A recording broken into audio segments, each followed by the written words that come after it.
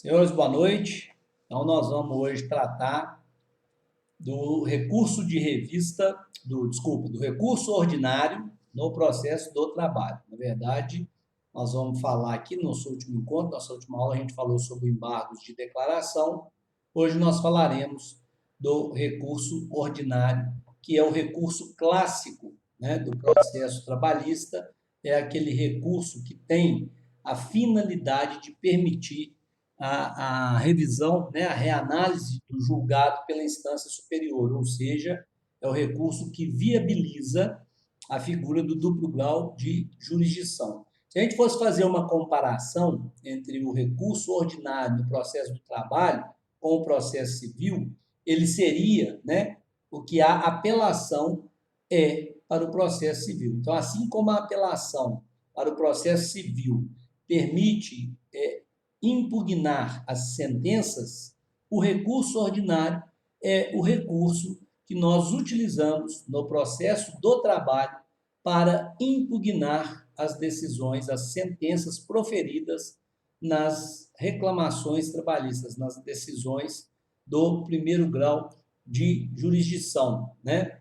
E ainda, senhores, é o recurso ordinário cabível também para questionar, para impugnar aquelas decisões proferidas pelos tribunais regionais do trabalho nos processos em que há sua competência originária, ou seja, aquela ação que tem início, né, aquela reclamação que tem início no tribunal, por exemplo, uma ação rescisória, né, ou, por exemplo, um dissídio coletivo, né, um mandado de segurança, enfim, uma ação anulatória de acordo coletivo, né, que vocês aprenderam lá do direito coletivo no 7º período, quando eu quero impugnar, quando eu quero combater, quando eu quero atacar, quero rever uma decisão proferida pelo Tribunal Regional do Trabalho em competência originária, ou seja, naquelas ações cuja primeira instância é no tribunal, o processo começa no tribunal, o tribunal é competência originária dessas ações, eu utilizo o recurso ordinário. Então, nada mais é o recurso ordinário, e por isso a gente fala que ele é o recurso próprio, né, o recurso clássico do processo de trabalho, nada mais é do que a medida recursal, a via adequada, do ponto de vista recursal do processo do trabalho, para combater, para atacar, para impugnar aquelas decisões de primeira instância, sentença, que julgam as reclamações trabalhistas, ou também utilizado para impugnar, para atacar, para pedir a reforma daquelas decisões proferidas em acórdãos, né, pela segunda instância, quando o Tribunal Regional do Trabalho estiver atuando em competência originária. Aquelas ações, por exemplo, uma ação rescisória, nós já aprendemos aqui no momento anterior, que a ação rescisória ela tem sua primeira tramitação, sua primeira instância, né, ela vai tramitar, será distribuída junto ao Tribunal Regional do Trabalho. Lá será a primeira instância. E aí, essa ação rescisória vai ter uma decisão. Se eu quiser questionar essa decisão proferida em primeiro juízo, lá pelo TRT, eu entrarei com recurso ordinário. Nós encontramos a previsão e o cabimento do artigo do recurso ordinário no artigo 895 da CLT. Esse artigo 895, ele vai prever exatamente isso, que cabe recurso ordinário para a instância superior daquelas decisões definitivas ou terminativas das varas, né, dos juízes de primeira instância, no prazo de 8 dias. E das decisões também definitivas ou terminativas dos tribunais regionais, desde que seja processo de competência originária, também no prazo de 8 dias. Então, a previsão específica do recurso ordinário, ela está na CLT, lá no artigo 895. Né? Vejam os senhores que o recurso ordinário é um recurso que, previsto em norma específica, viabiliza o duplo grau de jurisdição. Veja, ele permite que aquela sentença, aquela decisão proferida no processo, seja revista, seja reanalisada, tenha uma nova apreciação pelo órgão colegiado. Então, quando eu tenho uma sentença, essa sentença ela é uma decisão do juiz, uma decisão monocrática, um juiz decide, e é direito previsto na Constituição Federal, inclusive é um princípio que nós já estudamos aqui também no início do semestre, que a figura do duplo grau de jurisdição, garante ao cidadão o duplo grau de jurisdição, que nada mais é levar aquela decisão que você teve num processo seu, no caso de inconformismo, né, quando você não concorda com aquela decisão, levar essa sentença, essa decisão para a instância superior, a fim de que o juízo superior, né, formado por um órgão colegiado, no caso do processo do trabalho, os tribunais regionais do trabalho, possam fazer uma reanálise, possam reexaminar aquela decisão, fazer um novo juízo de valor e, novamente, proferir uma decisão que vai confirmar aquela primeira decisão ou que vai reformá-la e vai alterá-la naquilo que se entender cabível. Então, aqui a gente tem que entender o que é a decisão que põe fim ao processo. É aquela decisão que tem caráter final, né? Por que a gente fala caráter final? Porque nós aprendemos, e nós tivemos aqui também, em tópico anterior, o estudo da sentença, nós aprendemos que a sentença ela pode ser tanto terminativa quanto definitiva. Vejam os senhores aqui, que no caso do processo do trabalho, não é diferente do processo civil, né? Mas especificamente no processo do trabalho, que é o que a gente estuda aqui, a decisão terminativa de feito é aquela decisão que ela encerra, acaba com o processo, põe fim à tramitação do processo, mas ela se diz terminativa porque ela não tem julgamento do mérito, ela não resolve o mérito. Por exemplo, ela acolhe uma prescrição, ou, por exemplo, ela acolhe uma preliminar, ela termina com o processo, mas ela não coloca fim, né? A sentença terminativa ela não resolve o processo com o julgamento do mérito, ou seja, ela resolve, ela termina o processo, mas sem enfrentar o mérito causal, o mérito da ação, né? Já a sentença definitiva é aquela que resolve o processo e conhece e julga, né, o mérito da questão. Ela decide o mérito. Quando há decisão do mérito, a sentença é definitiva. Quando não há decisão do mérito, a sentença é terminativa. Por isso a gente vai dizer aqui que o recurso de revista ele é aquele que traz uma decisão final, que põe fim ao processo. E por que isso? Porque pode acontecer, por exemplo, de no processo trabalhista ser arguída alguma matéria ligada à competência da Justiça do Trabalho. Imaginem os senhores o seguinte, vamos pegar uma situação para fins de exemplificação aqui do que a gente está dizendo. Olha, o sujeito foi contratado no Espírito Santo, lá em Vitória. E aí ele trabalhou em Vitória, depois ele foi transferido para o Rio de Janeiro, trabalhou no Rio de Janeiro, depois ele foi transferido para São Paulo, trabalhou em São Paulo, depois ele foi transferido para o Paraná, trabalhou em Curitiba, depois ele foi transferido para o Rio Grande do Sul, trabalhou em Porto Alegre. Contratado em Vitória, trabalhou Vitória, Rio, São Paulo, Curitiba e Porto Alegre. Conheceu uma mulher lá, uma senhora lá, uma companheira, casou-se com a companheira e veio morar em Belo Horizonte. Foi mandado embora da empresa, veio morar em Belo Horizonte. Em Belo Horizonte, ele interpôs uma reclamação trabalhista contra aquela empresa que ele trabalhou. E aí, ele interpôs a reclamação trabalhista em Belo Horizonte. Vejam, senhores, nós já estudamos a competência da Justiça do Trabalho, inclusive em razão do lugar, o artigo 651. Já foi objeto de estudo nosso em aula anterior, no início do semestre. Veja, nós sabemos que a competência para conhecer, né, processar, conhecer, julgar essa reclamação trabalhista será ou do local da contratação ou de um dos locais em que ele prestou serviço. Ele não foi contratado, ele não prestou serviço em Belo Horizonte, mas ele mora aqui, entrou com a ação aqui, né? Sua reclamação é movida em Belo Horizonte. A empresa, então, interpõe uma exceção de competência e diz o seguinte: Belo Horizonte não é competente para processar essa reclamação trabalhista.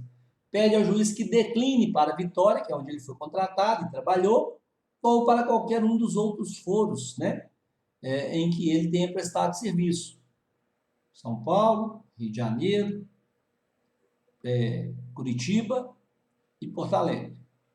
O juiz, então, decide que, de fato, Belo Horizonte não seria foro competente, então ele não teria competência em razão do lugar, e remete o processo lá para o Espírito Santo, manda o processo ir para ser processado por uma das varas trabalhistas de Vitória, ok? Essa decisão, senhores, ela não é uma decisão nem terminativa e nem uma decisão definitiva, porque ela não põe fim ao processo sem julgamento do mérito e nem com julgamento do mérito. Porém, vejam, senhores, ela retira da esfera do Tribunal Regional do Trabalho de Minas Gerais, da terceira região, o processo. O processo não terá mais tramitação no TRT da terceira região. Se o reclamante tem interesse que o processo permaneça aqui porque é o endereço do seu domicílio, né, o seu domicílio atual, Belo Horizonte, como a gente deu o exemplo aqui, no caso hipotético, ele vai ter que entrar com algum recurso para que o tribunal conheça isso. Qual o recurso que ele vai entrar? Ele vai entrar com recurso ordinário.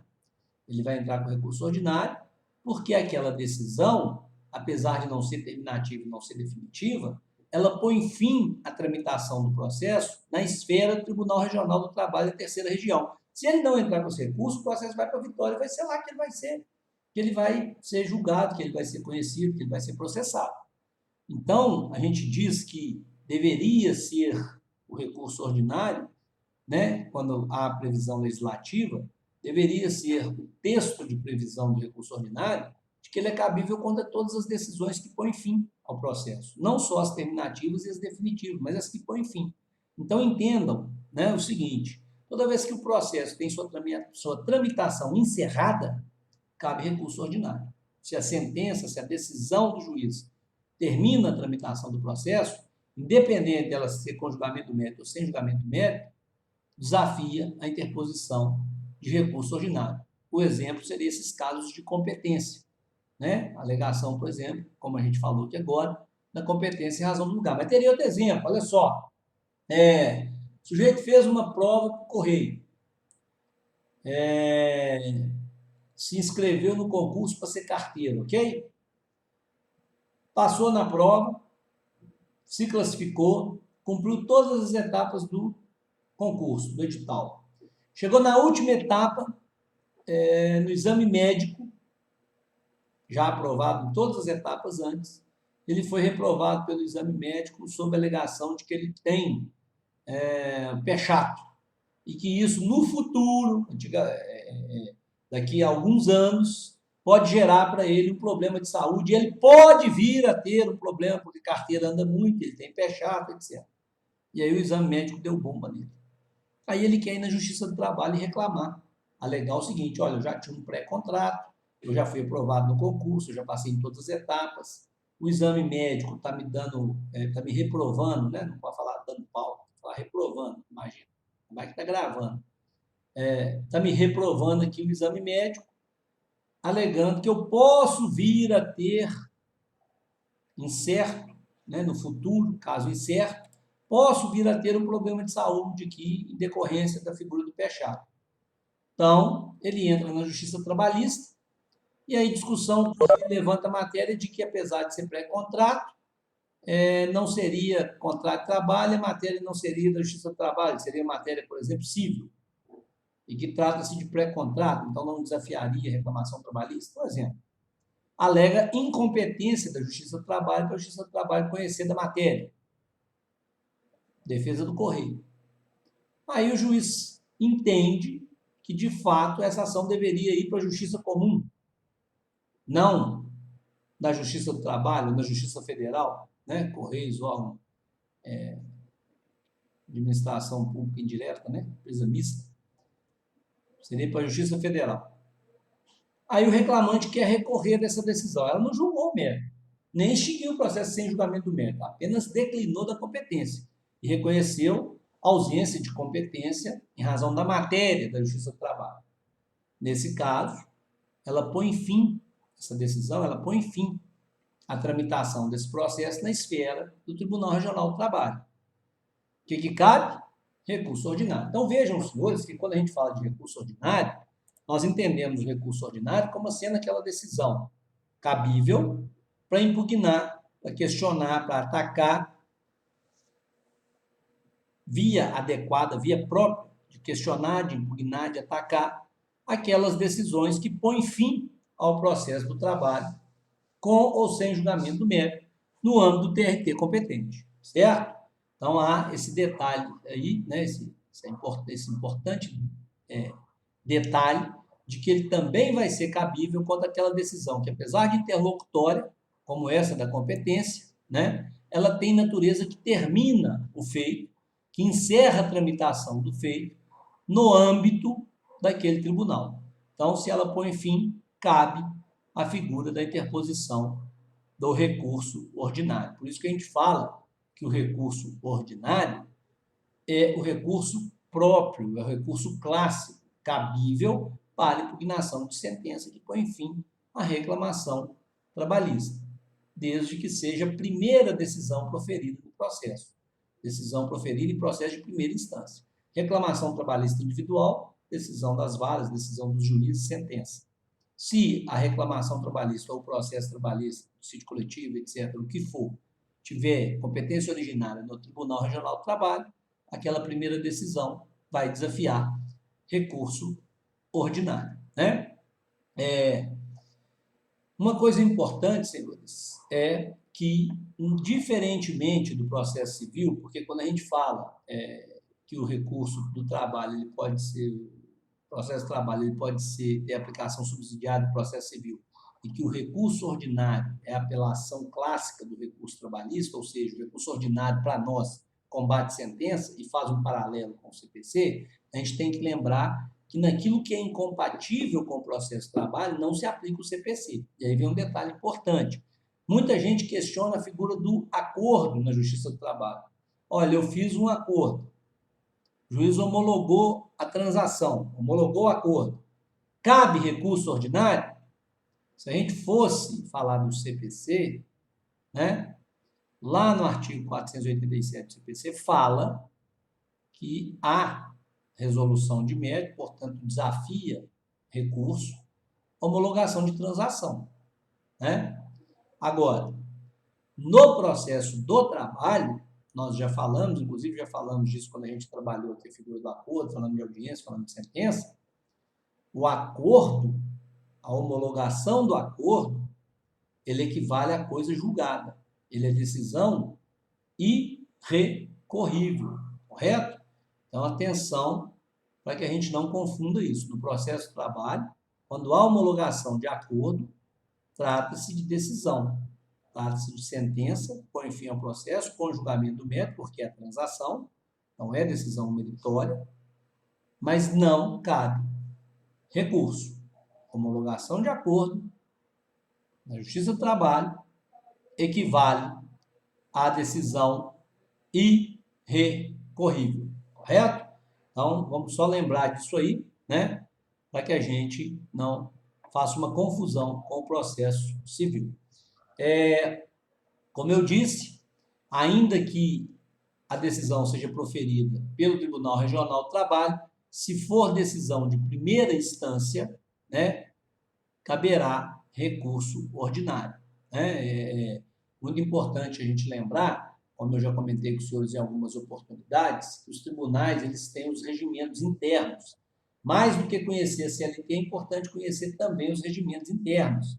E o TST tem o regimento interno dele, tem o regimento interno do TST, e, salvo engano, no artigo 245, os senhores encontrarão lá, né, o cabimento do recurso ordinário daquelas decisões finais dos tribunais regionais do trabalho, cujo processo tem competência originária lá, é aquilo que eu estou dizendo aqui.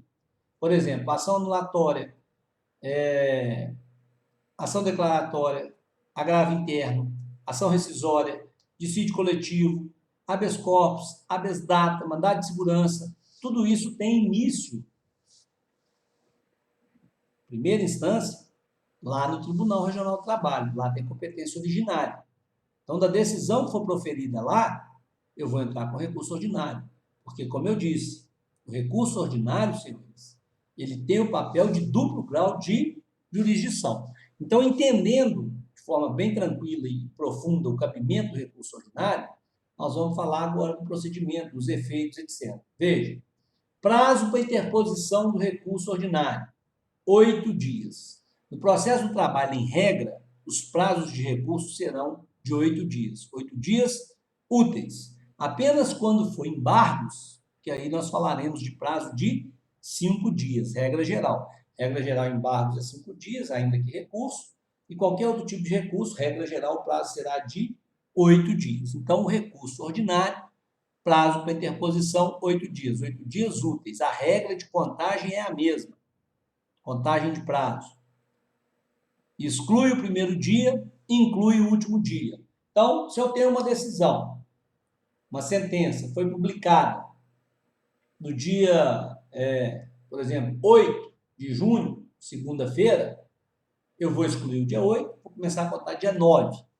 Aqueles dias úteis, dias com expediente forense.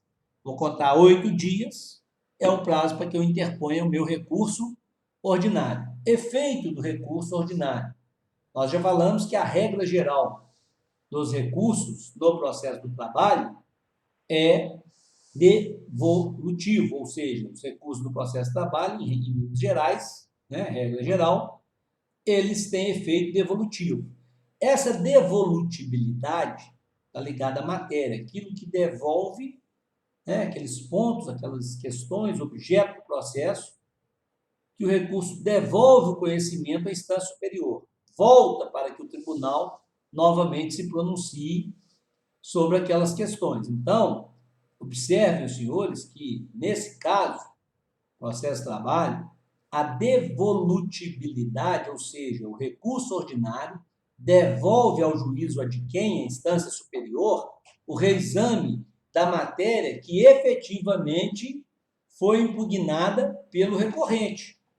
Ou seja, tudo aquilo que o recorrente está impugnando, está questionando, está atacando, está na sentença, olha, tive um processo lá em que foi indeferido, por exemplo, pedido de 13º, pedido de férias e pedido de hora extra.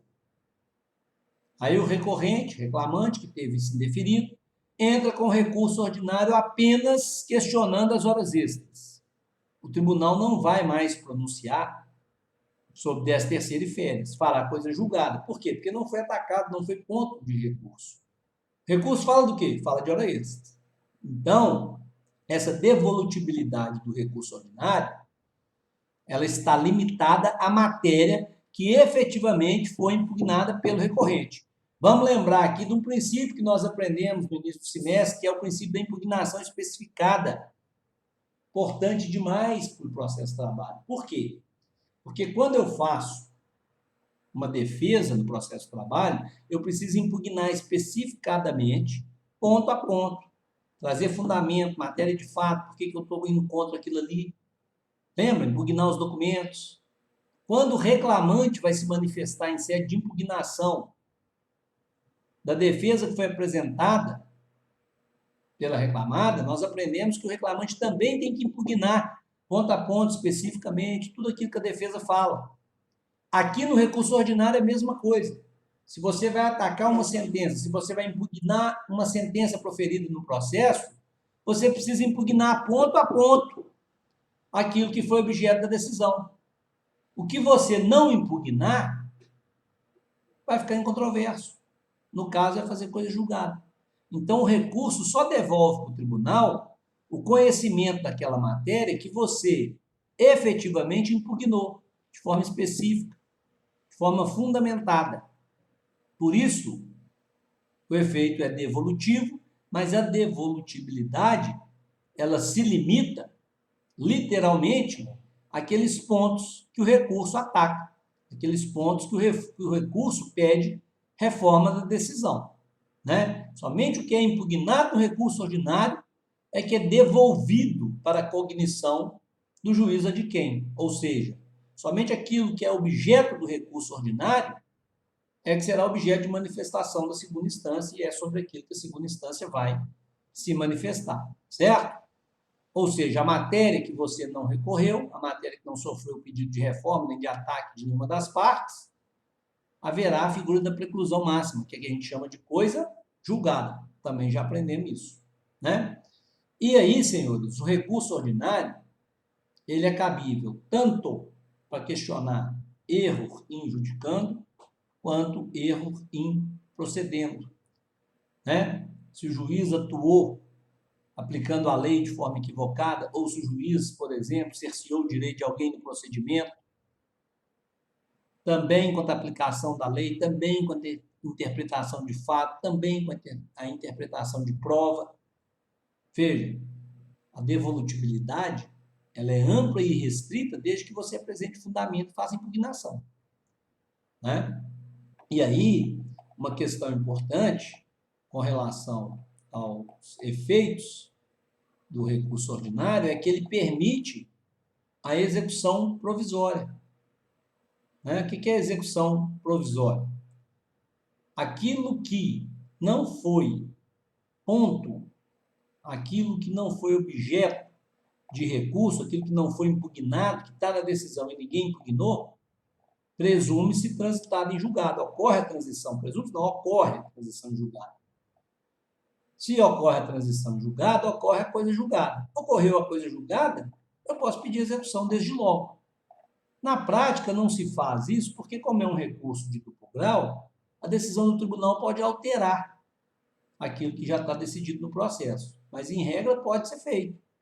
Se você quiser já ir executando as parcelas que foram deferidas, essa execução é feita em caráter provisório, né? O processo de execução vai prosseguir até que sejam feitos os cálculos e aí vai aguardar a decisão do recurso do duplo grau para saber o resultado, prosseguir ou não naquela execução. Mas é possível. Nós vamos falar de execução provisória aqui, em ponto específico da disciplina, né? Em momento oportuno aqui, nós vamos tratar essa execução provisória em detalhes, tá certo? A questão, senhores, do efeito suspensivo, a CLT, ela não tem uma previsão expressa sobre a concessão de efeito suspensivo pelo juiz em recurso ordinário, né? Mas é possível que ela seja concedida, por exemplo, no caso no caso de sentença normativa, seria um exemplo, né? Houve um dissídio coletivo, aí se pediu o efeito suspensivo para que não seja aplicada aquela norma que vai reger a categoria até que a instância ad quem, né, a instância superior, decida a matéria.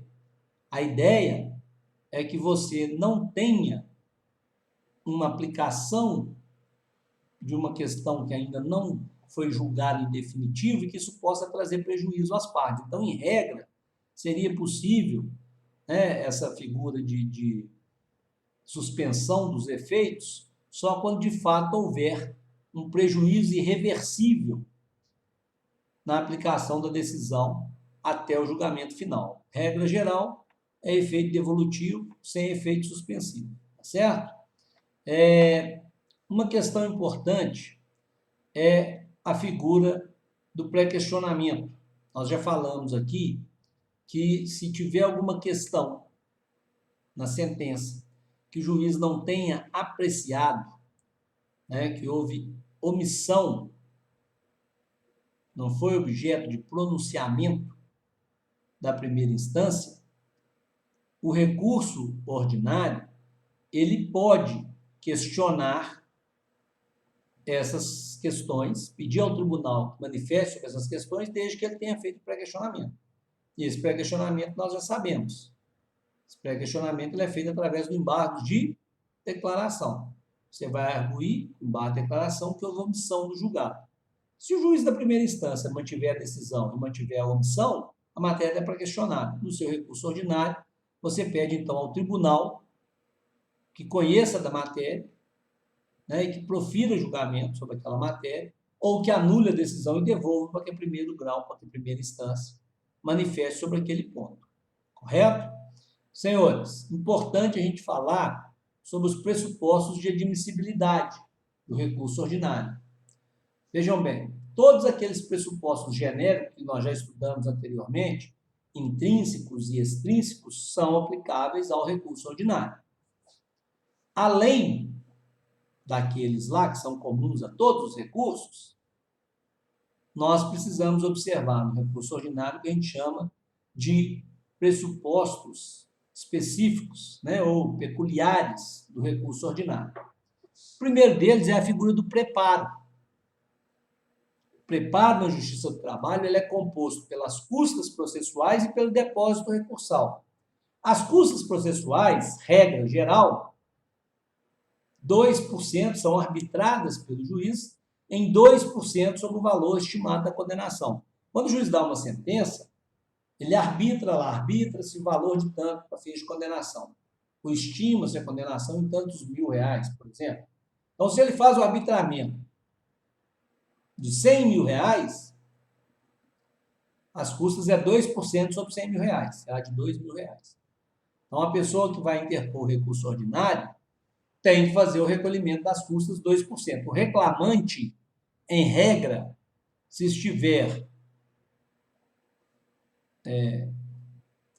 sobre os benefícios da justiça gratuita, se a ele foi concedida a gratuidade da justiça, se ele está litigando com a justiça gratuita, aí o reclamante é isento do recolhimento de custas. A empresa, o empregador, regra geral, ele tem que pagar as custas. Se ele conseguir, obviamente, o benefício da justiça gratuita, ele não vai pagar custas, mas, regra geral, ele tem que fazer o recolhimento das custas, que é 2% do valor arbitrado.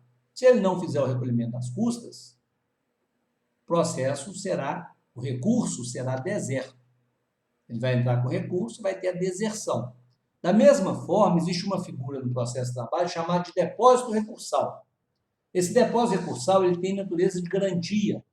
Significa dizer o seguinte: toda vez que a parte que sucumbe, a parte que perde, sucumbente, no processo do trabalho, interpõe um recurso ordinário, à exceção do reclamante, né? Porque o reclamante é liberado do depósito recursal por força da instrução normativa número 3 do TST. O reclamado, não. O reclamado foi condenado, se há condenação, se há alguma obrigação de pagamento, condenação em pecúnia, valor, dinheiro, né, reflexo financeiro, monetário, econômico, o reclamado, para recorrer, precisa fazer o depósito recursal. É pressuposto de admissibilidade. Se ele não fizer o depósito recursal, o recurso também será deserto, haverá deserção. Esse depósito recursal, senhores, ele tem um valor fixo, que é definido pelo próprio TST, há uma portaria que o TST publica anualmente, atualizando os valores do depósito recursal. Hoje, o recurso ordinário está em quase R$10.000, 9.800 e alguma coisa. Já o depósito recursal, por exemplo, do recurso de revista está em 19.000, é o dobro, né, do valor do recurso ordinário. Então, se o recurso ordinário, o depósito recursal é 9.800 e tanto, o de revista é 19.800 e tanto, né? Dobra-se o valor. Então, vejam, senhores, que é necessário fazer o depósito recursal prévio, que tem efeito de garantia. Esse dinheiro vai ficar lá depositado no processo. Ao final do processo, se o reclamado tiver razão, ganhar o processo, não tiver que pagar nada, o depósito recursal volta para ele. Se ao final do processo o reclamado, ainda assim, for mantida a condenação, tiver que pagar, esse valor pode, inclusive, ser utilizado para abater na condenação. Agora, o depósito recursal, a gente tem que observar um ponto importante. Quando o juiz dá a sentença, ele dá o arbitramento, ele faz um arbitramento do valor. Então, ele estima a condenação. Por exemplo, condenou a empresa a pagar ao sujeito tais parcelas, valor que ele arbitra a condenação, R$10.000. A empresa quer recorrer. O valor do depósito recursal é garantia, como eu disse. Então, se esse valor é menor do que o valor arbitrado, ou seja, arbitrou em 10.000, o valor do depósito recursal é 9.800 e pouco, ele vai pagar 9.800 e pouco. O depósito recursal será do valor fixado pelo TST. Agora, imaginem os senhores que o valor da condenação fosse menor. Vamos supor que a sentença ela condenou e arbitrou as parcelas que foram objeto de condenação em R$4.000. Estimou que aquelas parcelas ali somam o valor de R$4.000.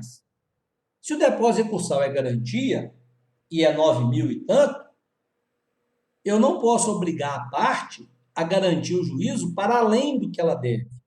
Então, quando o valor da sentença, de condenação da sentença, superar o depósito recursal, eu vou depositar somente o valor da sentença. Se foi arbitrado em 4.000, meu depósito recursal será, nesse caso, de 4.000. Eu não preciso depositar mais, eu não preciso garantir além do que eu devo. Agora, se eu fui condenado em 50.000, 10.000 para cima, eu vou depositar o valor fixado pelo TST. Mas se a condenação é menor, eu vou fazer o depósito até o valor da condenação. Se a condenação supera o valor do depósito recursal, faço o depósito no valor do depósito recursal. Coloco o valor fixado para o depósito recursal. Ok? Então, a gente tem que observar isso aí, porque não é necessário fazer o depósito maior do que aquele valor que efetivamente eu tenho que garantir. Michel, você está querendo Professor, alguma coisa aí? a minha dúvida é o seguinte: se for olhar bem, não compensa então entrar com recurso, não, haja vista o valor do depósito ser um valor alto. Aí é aquela história, né? Se você for olhar, boa noite, né? Primeiro, boa noite, beleza, tal. Ó, veja bem, Michel, se você for pensar financeiramente, dinheiro por dinheiro, né? Talvez seja um raciocínio interessante. Apesar do depósito recursal, você ficar vinculado a uma conta com correção monetária, ok? O dinheiro vai corrigindo. Mas se você for olhar do ponto de vista do direito, e aí a gente tem que fazer uma análise aqui maior do que isso, mas olha só, se você for olhar do ponto de vista do direito, pensar, é efetivamente um processo que eu tenho chance de reverter a decisão. O dinheiro é como garantia. Se você consegue reverter, o dinheiro volta. E acontece, tá? O dinheiro volta para você. Agora, se de fato é aquele caso que você sabe que você está devendo, você, né, sabe que você não pagou, porque o empregador sabe se ele não pagou ou não, se ele está devendo ou não, sabe. E se ele entende que financeiramente é melhor ele pagar, porque às vezes você vai lá fazer um acordo, paga de 8 parcelas, o acordo é de 8.000, você paga 8 parcelas de 1.000. Às vezes é melhor do que arrancar 10.000 e depositar, e ainda tem que pagar as custas à vista. Você pensar assim, não está equivocado o que você está dizendo, não. Mas do ponto de vista jurídico, talvez o que você tenha que pensar é que eu posso conseguir reverter essa decisão, esse dinheiro pode voltar para mim, né? Além do fato de que as empresas fazem uma outra análise. Olha só, se eu tiver lá 100 empregados, de vez em quando eu mando um embora.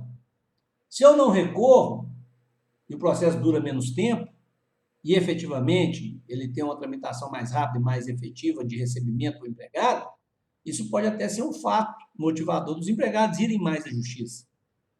Então, tudo isso as empresas ponderam, entendeu? E, regra geral, as condenações não são tão baixas. Às vezes você tem condenação de 500.000, 300.000, 200.000, 180.000, 50.000, né? Enfim, às vezes até vale a pena você depositar 9 ali, fazer seu processo caminhar mais 1 ano e meio, até você dar a capitalizada, tentar forçar um acordo.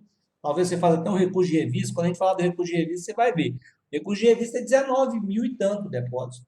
Então você faz 9.000 no ordinário, 19 no de revista. Aí se você fizer um agravo de instrumento, é mais 9. Moral da história, você deposita 40.000. Mas às vezes a condenação é de 1.000.000. Então você deposita 40, o processo leva 4 anos. O problema é que tem juro, né? A condenação vai ter juro, mas quem sabe até lá você cria uma condição melhor para a empresa, né? Você consegue fazer uma negociação melhor com o reclamante e tal. Mas o que a gente deve analisar de fato é se é possível reverter juridicamente. Se for possível reverter juridicamente, talvez valha a pena, porque o dinheiro é garantia, ele volta corrigido. Agora, quando é caso que você sabe que está devendo mesmo e tem que pagar, vale a pena fazer essa conta. Às vezes é melhor acabar com o processo do que ficar recorrendo, gastando dinheiro, pagando à vista. O raciocínio nesse sentido está correto, beleza? Podemos seguir? Tranquilo aí, Michel? Posso seguir aqui? Beleza? Posso seguir? Tranquilo? Tá, vamos lá. Então, senhores, ó, uma outra coisa importante que a gente tem que falar com relação ao depósito recursal. Por previsão expressa, né, da CLT, no artigo 790, letra A maiúscula, inciso 1º, as pessoas jurídicas de direito público, por exemplo, quando há participação direta do Estado, né, qualquer esfera, municipal, estadual, federal, o Correio, a ECT, né, Empresa Brasileira de Correio e Telégrafo, massa falida, Ministério Público do Trabalho, todos aqueles que têm benefício da justiça gratuita não estão sujeitos ao preparo. Não só eles, mas as entidades filantrópicas e as empresas que estão em recuperação judicial também têm benefício. No caso de entidade filantrópica e empresas de recuperação judicial, há redução pela metade, né, do valor do depósito recursal. Também acontece a redução do depósito recursal pela metade para entidades sem fins lucrativos, empregador doméstico, a microempreendedor individual, a microempresa e empresa de pequeno porte. Está lá na CLT, no parágrafo 9º do artigo 899, né? Fala isso lá, certo? Então, tem que se atentar para essas regras. Fato é, se você não é beneficiário da justiça gratuita, se você é obrigado por lei a recolher o depósito recursal e fazer o preparo, caso não o faça, seu recurso será deserto, porque é pressuposto, né, de admissibilidade para o processamento, conhecimento e processamento do seu recurso ordinário. Outra coisa importante, a figura da capacidade da representatividade, do justo-postulante. Houve um tempo que era só na primeira instância. Com a súmula 425 do TST, o justo-postulante pode ir até o tribunal, pode ir até a segunda instância. Não pode a pessoa agir em próprio nome em seus processos sem acompanhamento de advogado, somente no TST. Na esfera do TST não pode. Mas até o segundo grau, ou seja, até o recurso ordinário, a própria parte pode atuar através do justo-postulante no seu processo de trabalho, empregado ou empregador, né? Eles podem pessoalmente acompanhar suas reclamações trabalhistas. Então, vejam bem que, em tese, eles poderiam fazê-lo. Mas isso não retira a obrigação de que eles cumpram todos os requisitos, toda a técnica processual. Às vezes, o que a gente vê com muita frequência na Justiça do Trabalho é a pessoa tentar fazer a interposição do recurso ordinário. Por ela, justo postulante, sem acompanhamento de advogado, mas em razão da falta de técnica, não conseguir a admissão do recurso porque não faz de forma correta, cumprindo os requisitos que a lei determina, né? Então, em tese, é possível, mas na prática é meio complicado, né? Procedimento, senhores, como a gente está dizendo aqui do recurso ordinário, ele vai funcionar assim. Teve a sentença, é sentença final, é decisão final do processo, terminativa, definitiva, ou que encerra a tramitação do processo. Você tem 8 dias publicada a decisão. Então, um exemplo, publicou segunda-feira, dia 8, como eu estava falando aqui. Começa dia 9, 8 dias úteis, prazo para que você faça uma petição, interpondo o seu recurso ordinário. Essa petição vai ser dirigida ao juiz do processo, aquele que proferiu a sentença. O juiz vai receber a petição, vai analisar se você cumpriu os requisitos para interpor o recurso, confirmando que você cumpriu todos esses pressupostos de admissibilidade, ele vai admitir o recurso. Se ele entender que algum pressuposto não foi cumprido, ele não vai admitir, ele vai negar seguimento ao seu recurso. Se ele admitir, se o juiz observar que você cumpriu todos os requisitos, todos os pressupostos para interpor o seu recurso ordinário, ele então abrirá vistas para a parte recorrida, para a parte contrária, que, por sua vez, terá o prazo de 8 dias úteis para apresentar a resposta. Resposta de recurso, em regra, é contra a razão. Então, recurso ordinário, o recorrente vai interpor. O recorrido vai apresentar contra-razões de recurso ordinário. Certo? 8 dias é o prazo para o recorrido se manifestar, 8 dias úteis. Se tiver pessoa de direito público, aí o prazo recursal é contado em dobro, né? Em razão do decreto-lei 779/69, vale aqui também. Esse mesmo decreto, que vale para o processo civil, etc., vale aqui também para o processo do trabalho, tá certo? Ministério Público também, tá, gente? Se for Ministério Público do Trabalho, o prazo também será contado em dobro. Então, o juiz recebe o recurso, admite o recurso, intima a parte contrária para apresentar contra-razão. Contra-razão, escrito junto com 2 R's, tá? Sem hífen.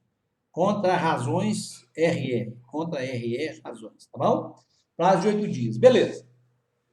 Se por acaso o juiz negar o recurso, não admitir o recurso, aí você vai ser intimado do despacho dele que nega o processamento, a admissão e o processamento do seu recurso.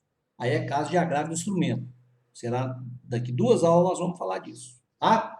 Mas enfim, recebeu o seu recurso, abriu vista para a parte contrária em 8 dias apresentou resposta. O juiz então determina, né, que o processo seja remetido ao tribunal. Então o processo sobe para a segunda instância. Lembrando aos senhores que hoje é PJR. Então, quando a gente fala que o processo sobe para a segunda instância, o que nós estamos falando, na verdade, é que o processo só vai migrar da primeira instância para a segunda instância lá no PJR, correto? Muito bem. Chega no tribunal, o processo é distribuído. Ele vai ser distribuído para uma das turmas que compõem, no nosso caso aqui de Minas Gerais, o Tribunal Regional do Trabalho da Terceira Região. Então, vamos supor que o seu recurso foi distribuído lá para a terceira turma do TRT. Né? Um exemplo. O que vai acontecer?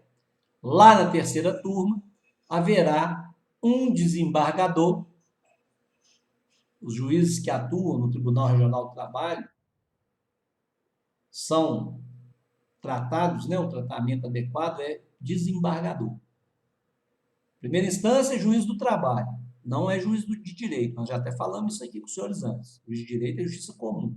Então, primeira instância, juiz do trabalho. Ou juiz federal do trabalho.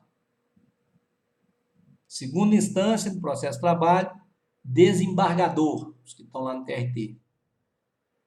Aqueles que estão no TST, que atuam no TST, o nome, denominação correta, é ministro, né?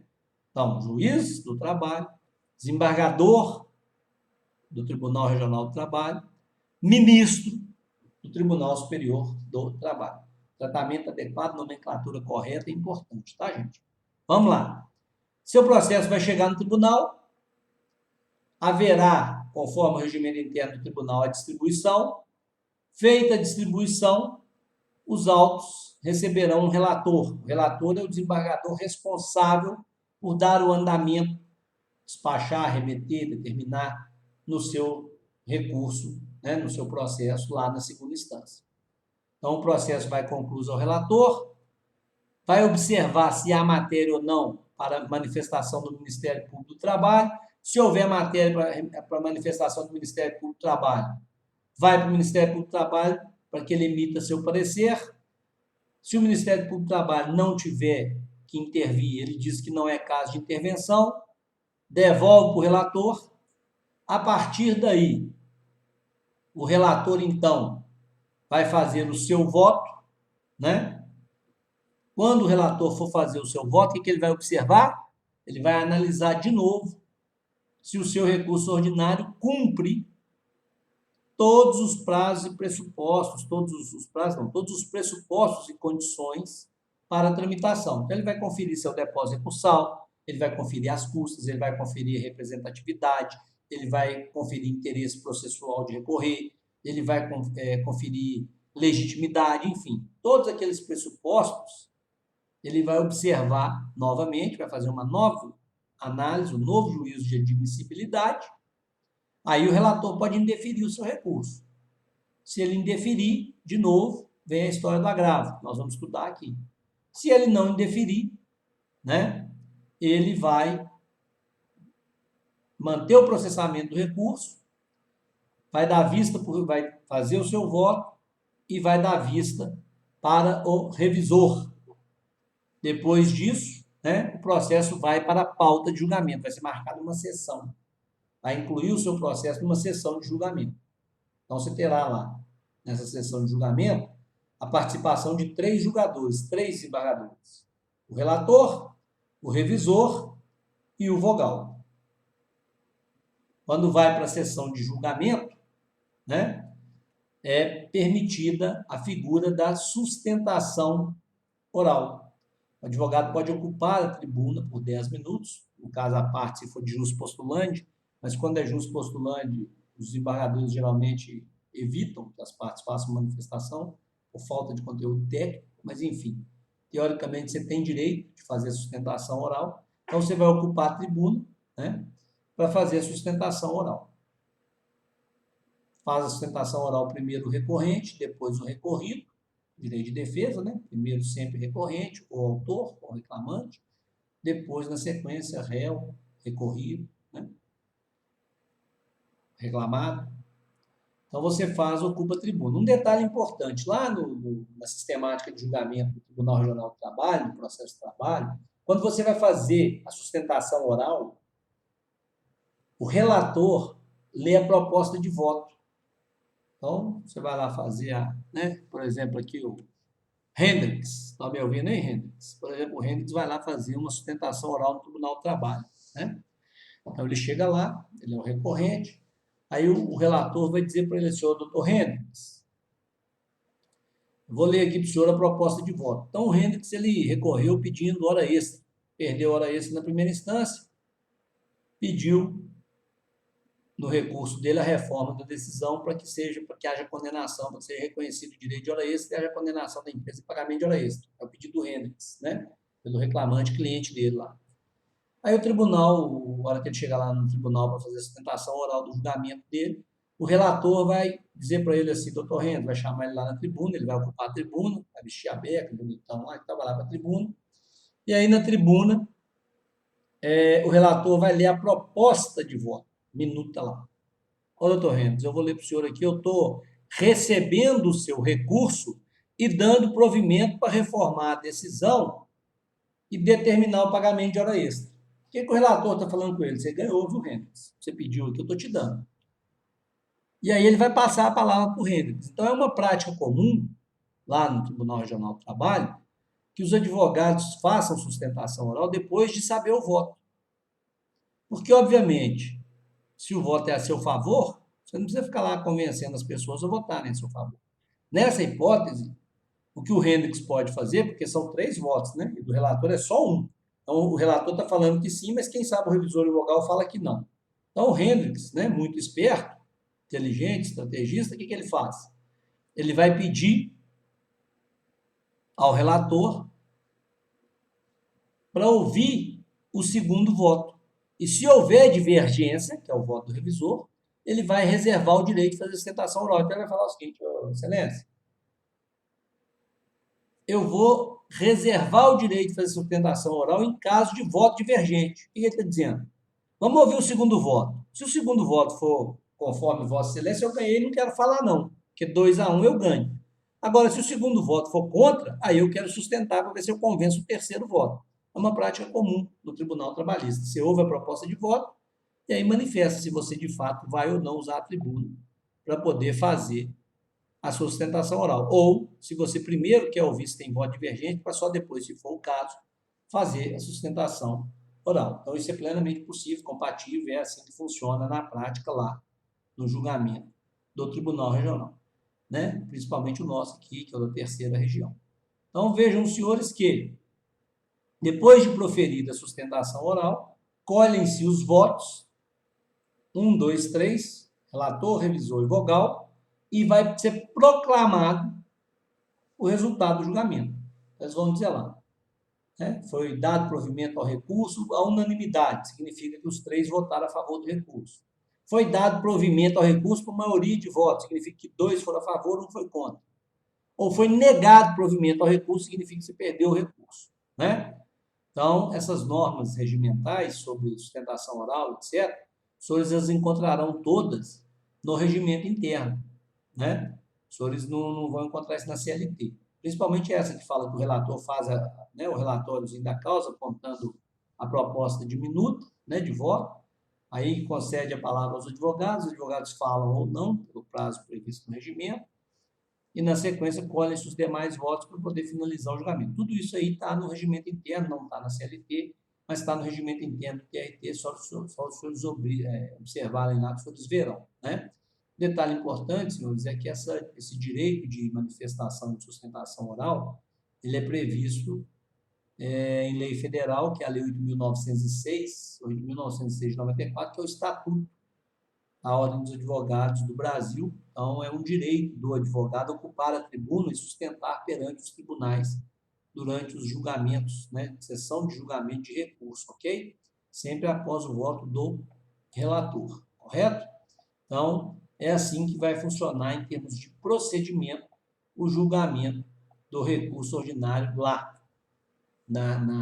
no Tribunal Regional do Trabalho.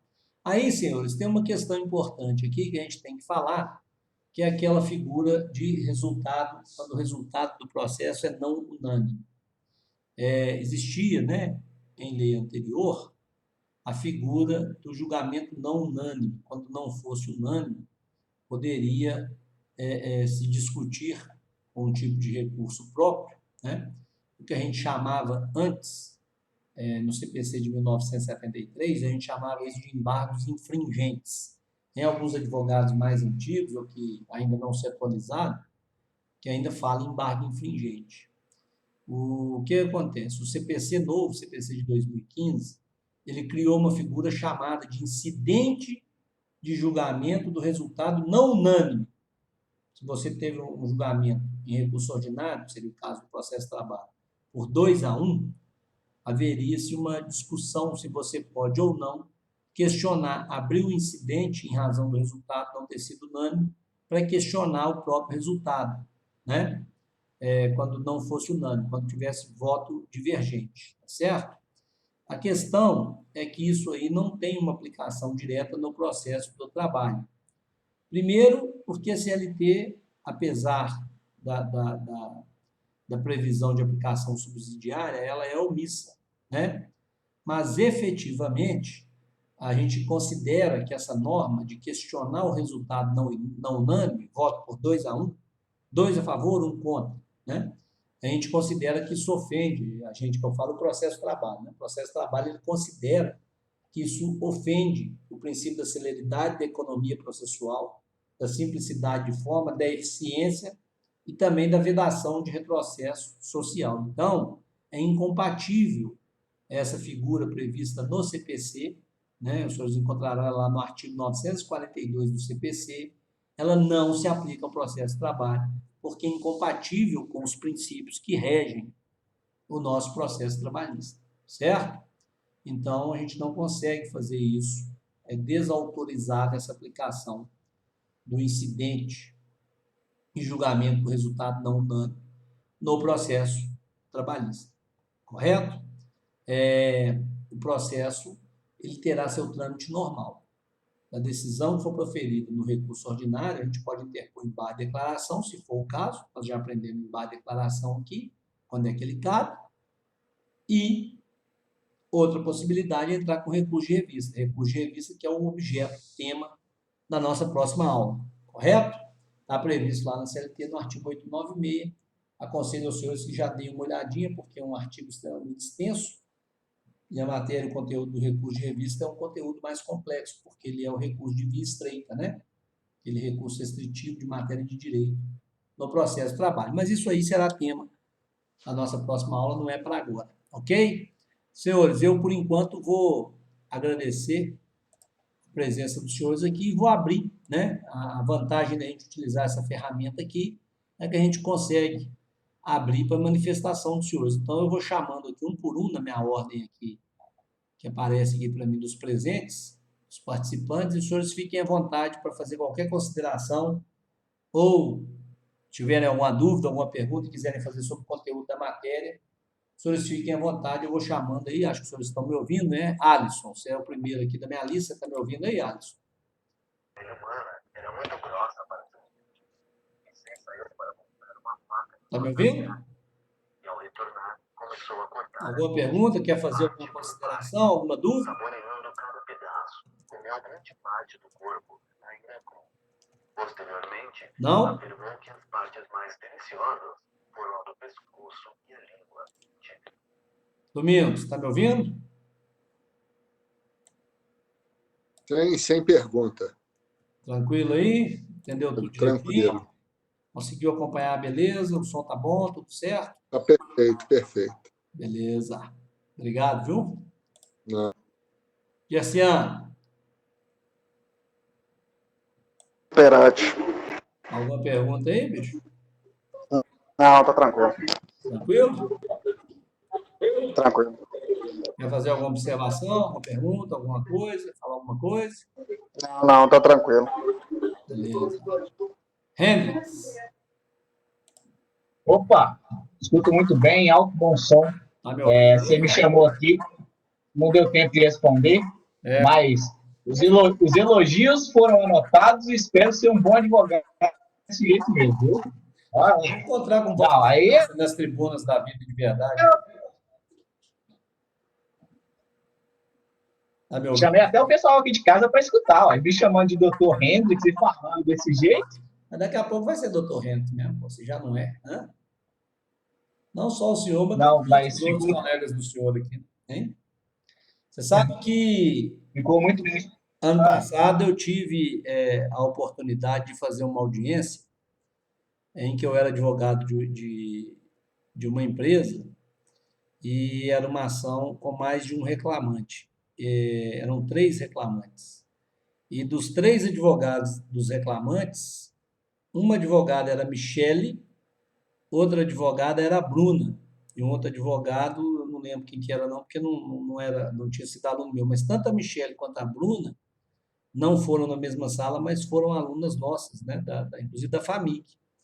E eu não deixei passar a oportunidade batida, não. Eu cheguei e registrei, falei até com o juiz, que era o doutor Cláudio, que estava presidindo, falei, doutor Cláudio, eu tive a honra aqui de dar aula para a Michelle e para a Bruna, que estão advogando aqui contra a gente nesse processo, e assim, fazendo um papel bacana as meninas, bicho, dando trabalho lá para gente, sacaneando meu cliente lá, entendeu?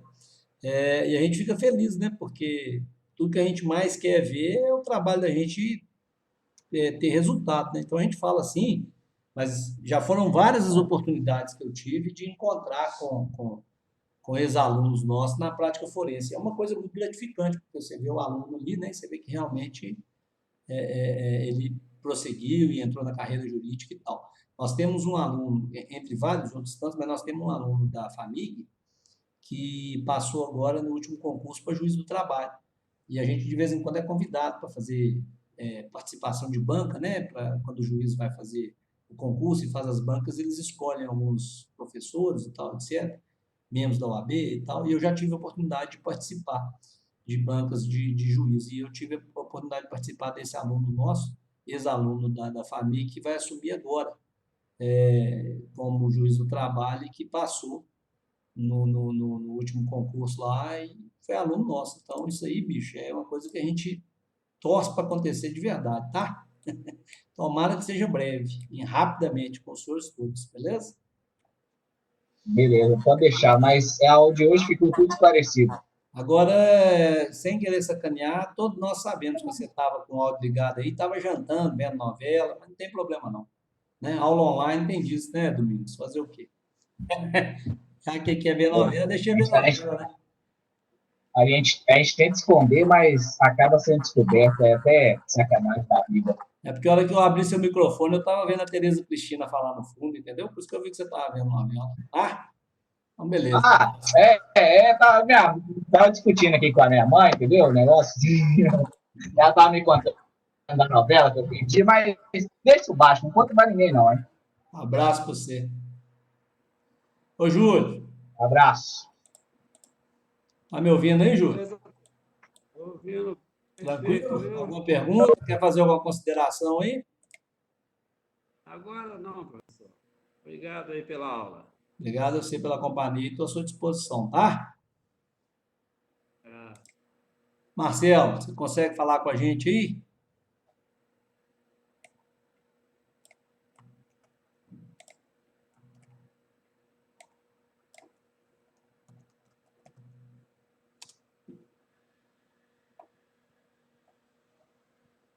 Você consegue me ouvir, Marcelo?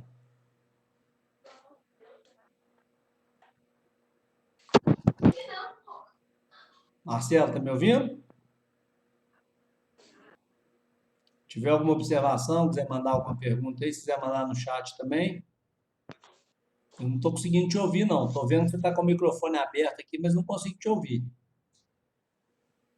Beleza. Precisar, estamos à disposição, tá? Michel, tá me ouvindo aí? Professor, perfeito. Beleza? Alguma pergunta A aí? única pergunta, professor, é o seguinte: com relação a VA3 e VA4, o senhor já vai estar disponibilizando para a gente no sistema de faculdade? Já, esse final de semana, inclusive, a partir de amanhã, vocês já vão estar visualizando ela lá, tá? Você está trabalhando? Ah, beleza. Estou trabalhando, ralando, né? Fazer o quê? Até 1h da manhã. Tá todo uniformizado aí, cheio de estrela, tudo quanto é lá. Hã? Ah, ué. Você é sargento? Sou sargento. É militar, não? Tá. Ah, que beleza, hein, só? Ué. Pandemia não dá folga pra vocês, não, né, velho? Ah, professor. Beleza. O trem tá feio. Bom trabalho pra você aí, então, tá? Um abraço. Obrigado, professor. Valeu, um abraço. Olha, se eu tô te vendo aí, velho. Você apareceu pra mim aqui agora. Você quer falar alguma coisa? Hã?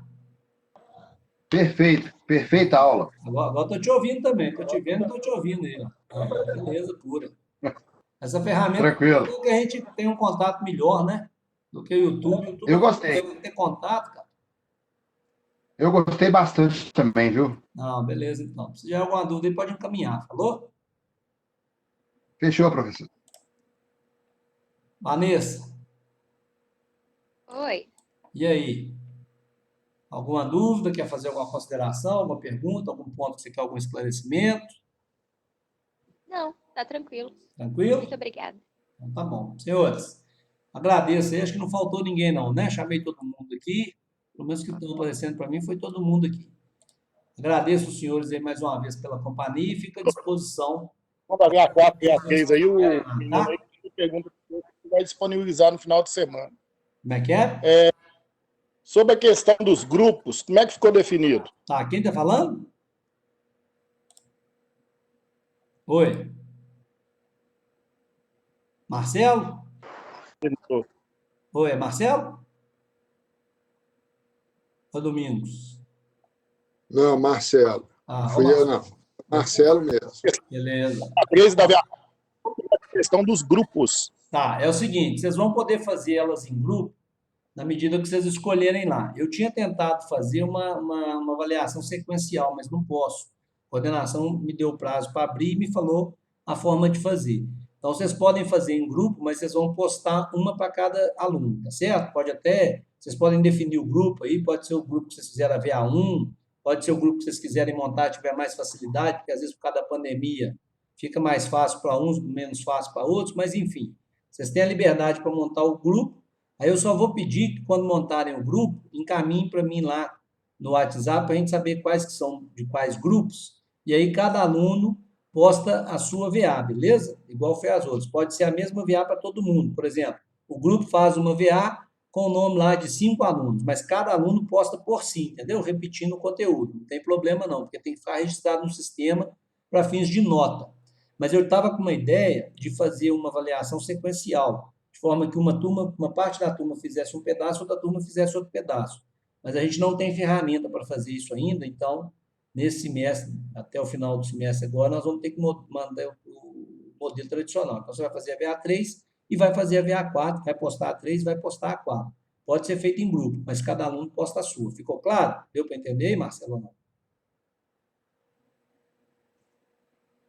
Só uma pergunta, isso é válido para todos os professores? A orientação é para todos os professores? Foi a orientação que eu tive, Domingos. Aí eu não sei te falar, mas talvez eu te aconselhe a perguntar a cada professor, mas o que me falaram foi o seguinte, você põe a VA3, o aluno faz. Pode ser feito em grupo? VA pode, não pode é prova. Mas a VA pode ser feita em grupo e cada aluno posta a sua. É o que me falaram, entendeu? Perfeito. Tá bom? Marcelo não respondeu aí, mas acho que ficou claro, né? Resolveu aí, Marcelo, ou não?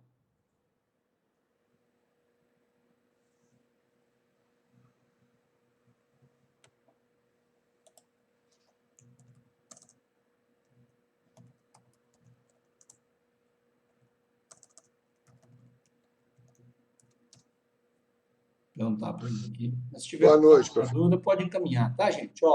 Então, senhores, Boa noite. obrigado. Valeu por hoje. E até a próxima aí. Se tiver ficado alguma dúvida lá, depois vocês podem encaminhar, tá bom?